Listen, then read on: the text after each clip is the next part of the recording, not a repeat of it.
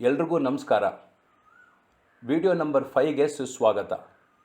In the last video number 4, we had seen the application of quantum mechanics to the case of a free particle and a particle confined in a one-dimensional box and later in a three-dimensional box. In this video, I will discuss the quantum mechanical harmonic oscillator and rigid rotor. Our next example of the application of Schrodinger wave equation is to the description of a simple harmonic oscillator. Before doing it, I would like to briefly recall some of the features of the classical treatment of simple harmonic motion. At the outset, the slide shows the definition of a simple harmonic motion. That is, in essence, if a particle moves to and fro about an equilibrium position, such that it is under the action of a restoring force F, which is proportional to the displacement of the particle from its equilibrium position and always directed towards the equilibrium position, then the particle is said to execute SHM.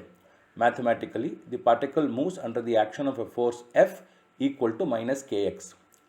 Now, classically, the energy of this particle oscillates between kinetic and potential. At the extreme position, where the particle is briefly at rest or momentarily at rest, its energy is completely potential, while at the equilibrium position, where it moves with the maximum speed, its entire energy is kinetic. The expressions for kinetic, potential, energies and the velocity of the particle is shown in this slide. Also shown in this slide is the variation of the potential energy and kinetic energy as a function of displacement from the equilibrium position.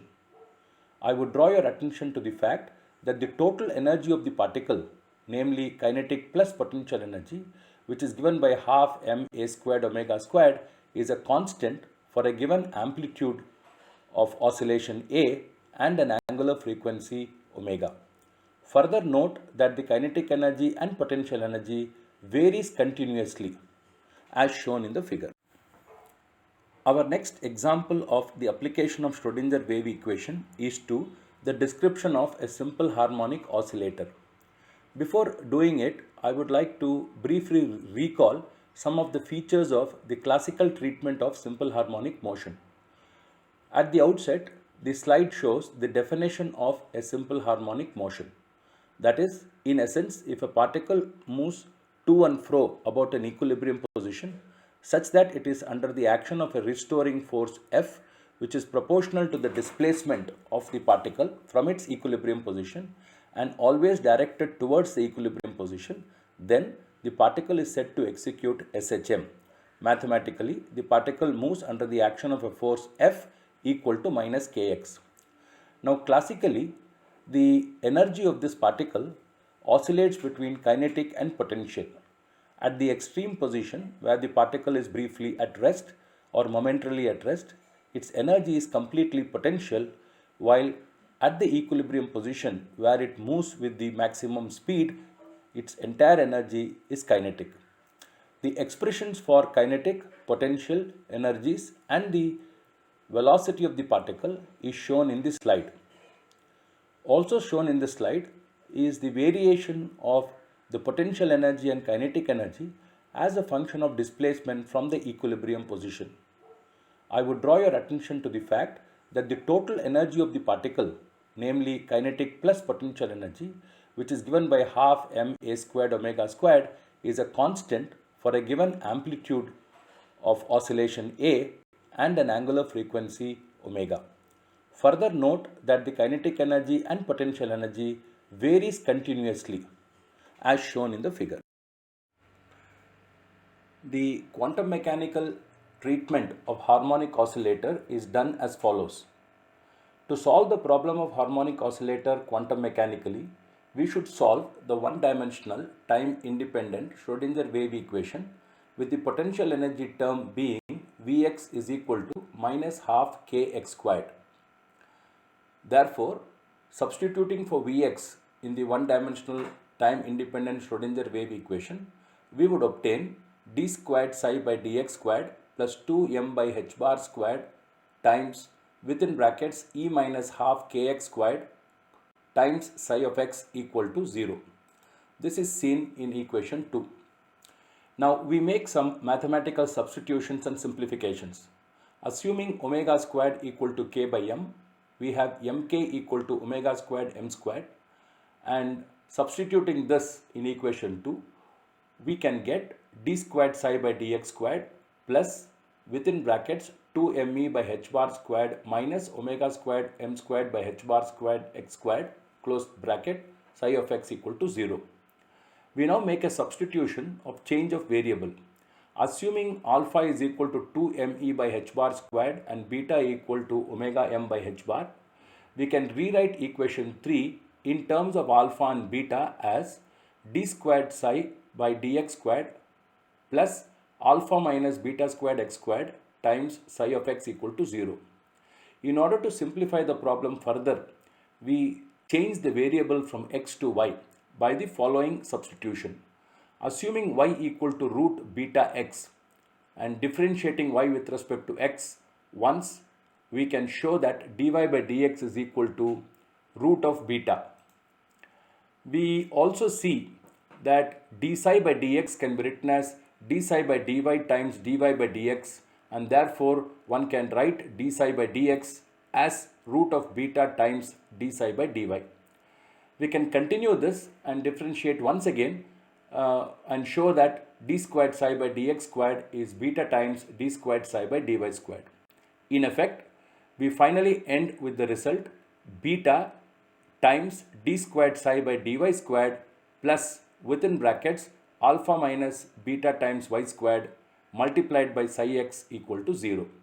This is the equation for a one-dimensional linear harmonic oscillator. In the next slide, we will see how to solve it. In order to describe the quantum mechanical behavior of a harmonic oscillator, we solve the one-dimensional time-independent Schrodinger wave equation with a potential V of x equal to minus half kx squared, as shown in equation 2. Therefore, the Schrodinger wave equation for a one-dimensional linear harmonic oscillator will be d squared psi by dx squared plus 2m by h bar squared within brackets e minus half kx squared close bracket times psi of x equal to 0. We make certain substitutions in order to simplify the above equation number 2. To begin with, we substitute omega squared equal to k by m, which gives mk equal to omega squared m squared, and rewrite the equation as shown in equation 3. We now write 2me by h bar squared equal to alpha and beta equal to m into omega divided by h bar to obtain equation 4, which is d squared psi by dx squared plus within brackets alpha minus beta squared x squared close bracket times psi of x equal to 0. In order to further simplify and solve the equation, we change the variable x to y by the following substitution. If y is equal to root of beta x, we can show that dy by dx will be equal to root beta. This means d psi by dx, which is equal to d psi by dy into dy by dx, will equal root beta times d psi by dy. Differentiating once again with respect to x, we can further show that d squared psi by dx squared is equal to beta times d squared psi by dy squared. Hence, equation 4 can be rewritten in terms of the variable y as beta times d squared psi by dy squared plus alpha minus beta y squared whole within brackets multiplied by psi y equal to 0. The solution to equation 5 is given by psi n y equals 2m nu by h bar to the power of 1 by 4 times 2 to the power of n factorial to the power of minus half h n y times e to the power of minus y squared by 2, which is shown in equation 6. It can be shown that this solution will be well behaved only if the ratio alpha by beta equals 2n plus 1, where n takes values 0, 1, 2, 3, etc. h n y is called Hermite polynomial. We might thus calculate the eigenvalues as follows. Alpha by beta must be equal to 2n plus 1. Substituting the value of alpha and beta and simplifying, we get E is equal to h bar omega by 2 into 2n plus 1, where omega is the angular frequency, or E is equal to h nu by 2 into 2n plus 1, where nu is the frequency of oscillation of the oscillator.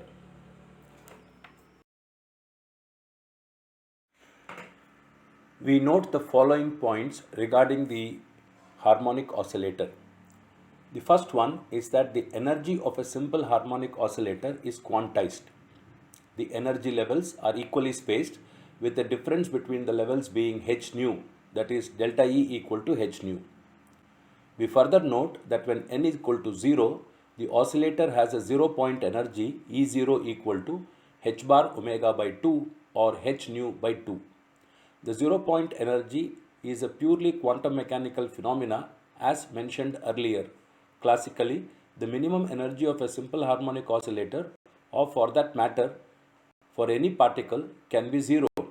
The existence of 0-point energy means atoms can never really be at absolute.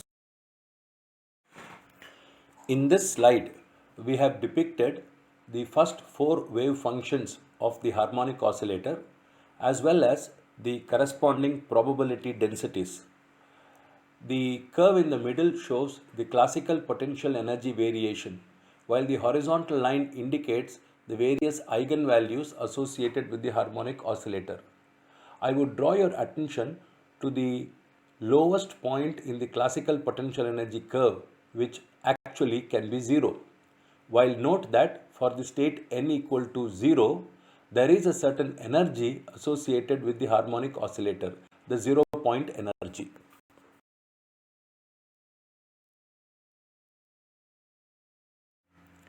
This is a very important slide.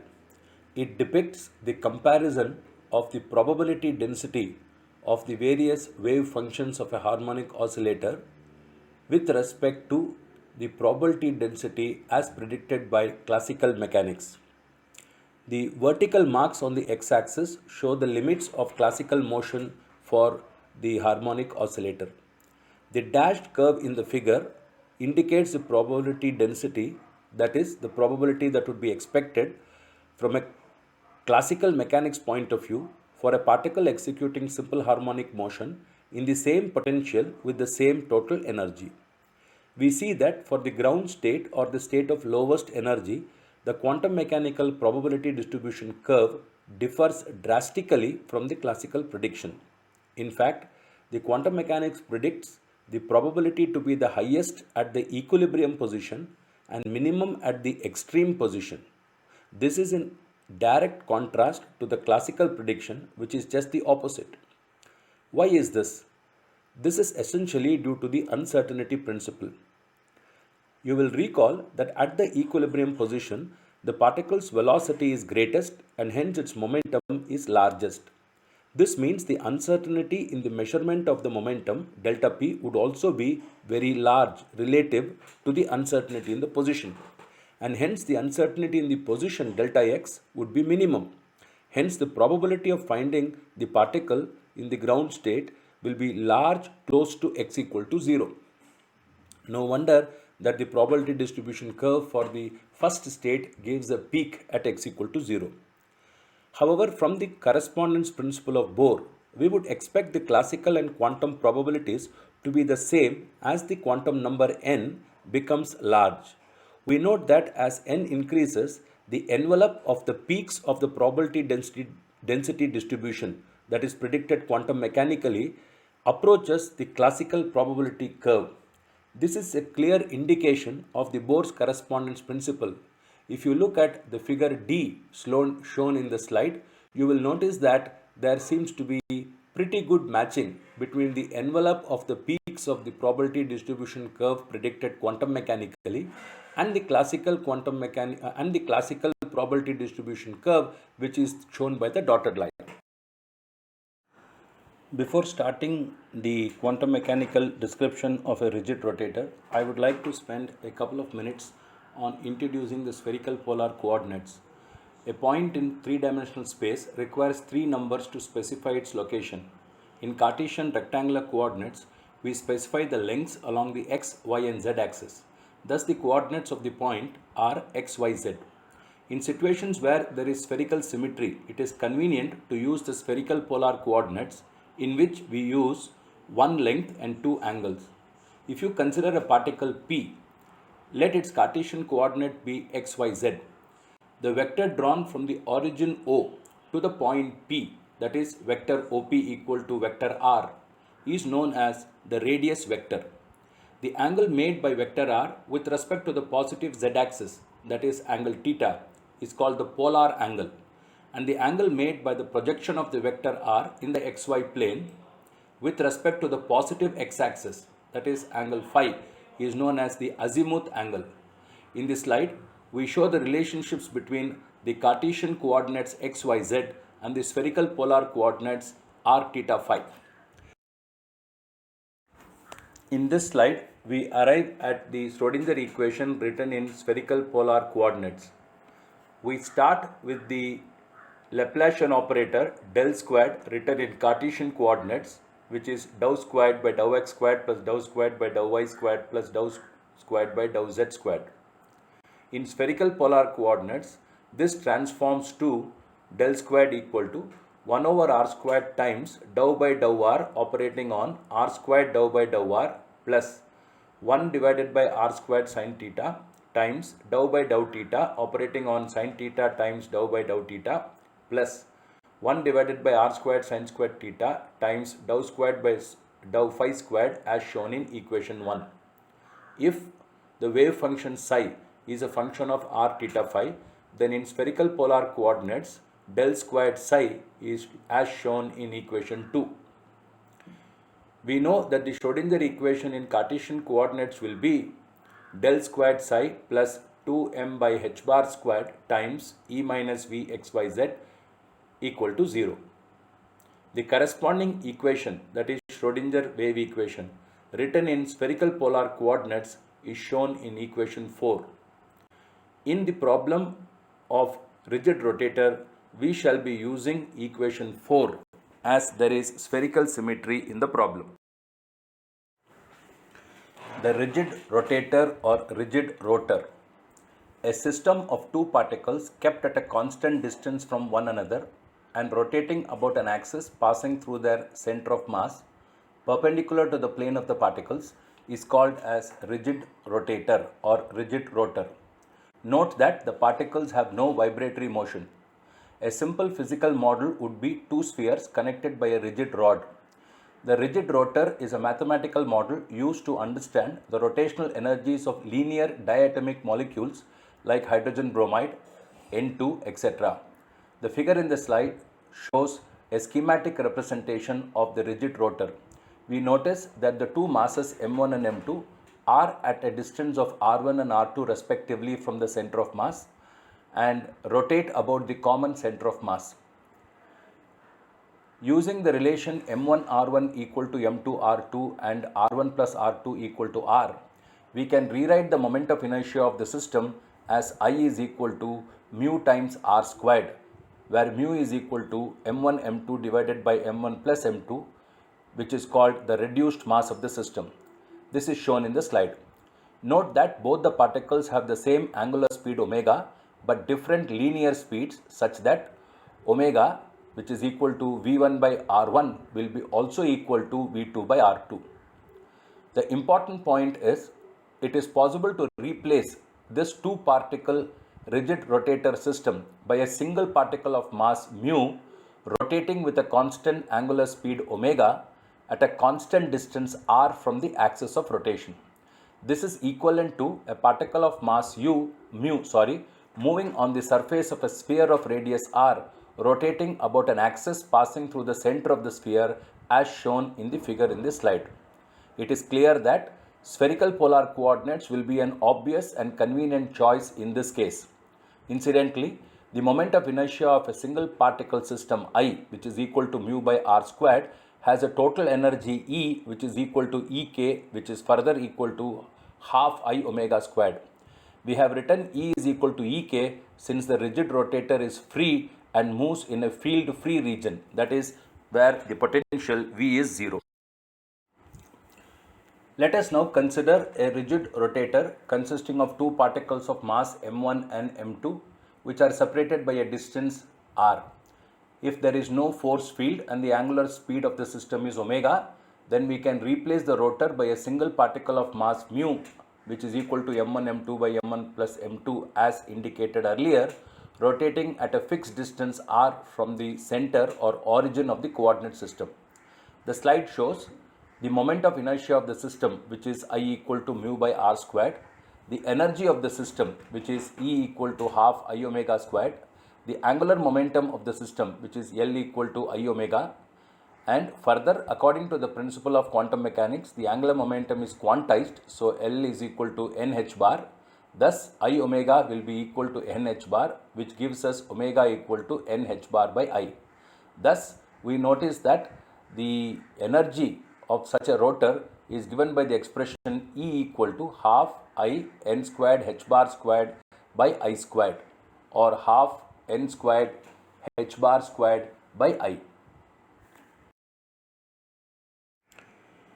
In this slide, we show the essential steps in solving the Schrodinger equation for the rigid rotator in spherical polar coordinates. Equation 1 gives the Schrodinger equation for the rigid rotator in spherical polar coordinates. Since r is constant without any loss of generality, we assume r equal to 1, and hence equation 1 is rewritten as 1 by sin theta dou by dou theta operating on sin theta dou psi by dou theta plus 1 by r squared sin squared theta dou squared psi by dou psi squared plus 2i by h bar squared e psi equal to 0. Note that we have replaced mu by I since I is equal to mu r squared, where we have chosen r to be 1. The solution of equation 2 is obtained by the method of variable separable, where we write psi of theta phi as a product of psi of theta times another function y of phi. So substituting psi of theta phi in equation 2 as psi of theta times y of phi and dividing both sides by psi of theta times y of phi divided by sin squared theta, we obtain equation 3 after rearrangement. For equation 3 to be true, each side of the equation must be equal to the same constant. We assume that the constant will be m squared. So now we have two separate equations, the left hand side equated to m squared and the right hand side equated to m squared, as equation 4 and equation 5 represents. It is clear that the total solution of the rigid rotator will be the product of the solutions of equation 4 and equation 5. As far as equation 4 is concerned, if we divide on both sides by sin squared theta by psi of theta, we obtain, as shown in equation 6, 1 by sin theta d by d theta operating on sin theta times d psi theta by d theta plus within brackets 2ie by h bar squared minus m squared by sin squared theta times psi of theta equal to 0. Further, the solution of equation 5, namely minus 1 by y psi times d squared y of psi by d psi squared equal to m squared, is nothing but e to the power of plus or minus I m phi, where m is any positive integer as mentioned earlier. If we set in equation 6 2ie by h bar squared equal to c, then equation 6 can be rewritten as 1 by sin theta d by d theta operating on sin theta d psi theta by d theta plus within brackets c minus m squared by sin squared theta times psi theta equal to 0 as shown in equation 7. The solution of equation 7 will be well behaved only if the constant c equals j times j plus 1, where j equal to 0, 1, 2, 3, etc. is known as the rotational quantum number. Thus, it turns out that 2ie by h bar squared is equal to j into j plus 1, which yields the energy of the rigid rotator to be E equal to j times j plus 1 times h bar squared by 2i, as shown in equation 8. We note, as expected, the energy of the rigid rotator is quantized. Each value of j has a corresponding value of energy. In this case, however, you will notice that when J is equal to 0, the ground state energy is 0, indicating a non-rotating system. Further, the spacing between different energy levels are unequal as shown by the energy level diagram besides equation number 8.